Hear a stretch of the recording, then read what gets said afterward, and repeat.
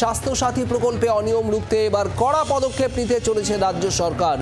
বেসরকারি হাসপাতালে স্বাস্থ্যসাথী প্রকল্পের চিকিৎসা করলে সরকারি চিকিৎসকদের হলফনামা দেওয়ার নির্দেশ স্বাস্থ্য ভবনের। বেসরকারি হাসপাতালে স্বাস্থ্যসাথী প্রকল্পের চিকিৎসা করালে সরকারি চিকিৎসকরা হলফনামা দেবেন। স্বাস্থ্য ভবনের তরফে এমনটাই নির্দেশ দেওয়া হচ্ছে। এবং আপনাদের জানিয়ে রাখবো, এর আগেও এই স্বাস্থ্যসাথী প্রকল্পের অপব্যবহারের অভিযোগ করেছিলেন খোদ মুখ্যমন্ত্রী। নন প্র্যাকটিসিং অ্যালাউন্স নিচ্ছেন না চিকিৎসকরা, এমনটাও হলফনামায় উল্লেখ করতে হবে, জানাতে হবে, নির্দেশিকায় বলা হয়েছে এমনটাই। অর্কদীপ্ত মুখোপাধ্যায় আমাদের প্রতিনিধি রয়েছেন আমাদের সঙ্গে। অর্ক, স্বাস্থ্য ভবনের তরফে নয়া নির্দেশিকা দেওয়া হচ্ছে এই স্বাস্থ্যসাথী প্রকল্পের অপব্যবহার রুখতে, ঠিক কি বার্তা?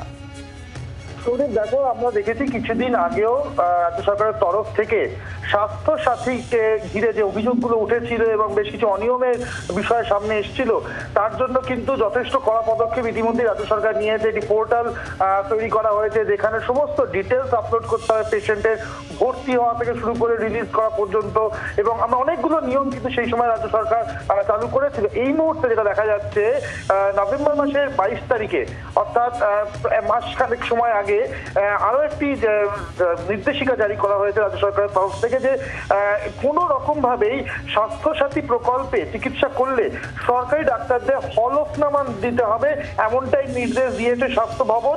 এবং এবং এবং এই হলফনামায় জানাতে হবে যে তারা নন প্র্যাকটিসিং অ্যালাউন্স দিচ্ছেন না। এর যদি কোনো অন্যথা হয় বা বিচ্যুতি হয়, সেক্ষেত্রে কিন্তু কড়া পদক্ষেপ নিতে পারে স্বাস্থ্য ভবন। এবং একই সঙ্গে সূত্রের খবর যে একজন চিকিৎসক সর্বাধিক কতগুলি বেসরকারি হাসপাতালের সাথে যুক্ত থাকবেন তার উপরেও কিন্তু একটা নিয়ন্ত্রণ আনার কথা চিন্তা করছে রাজ্য সরকার।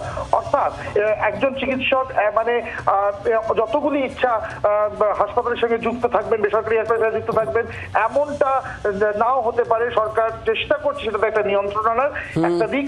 এবং একই সঙ্গে এই হলফনামা দিতে হবে যে চিকিৎসা করলে সরকারি ডাক্তারদের হলফনামা দিয়ে জানাতে হবে যে তারা নন প্র্যাকটিসিং অ্যালাউন্স দিচ্ছেন না। অর্থাৎ যে একাধিক অনিয়মের অভিযোগ উঠে আসছে বিগত কয়েকদিন ধরেই স্বাস্থ্যসাথী প্রকল্প নিয়ে, সেগুলোকে কিন্তু কড়া হাতে মোকাবিলা করার জন্য স্বাস্থ্য ভবন তথা রাজ্য সরকারের এই পদক্ষেপ।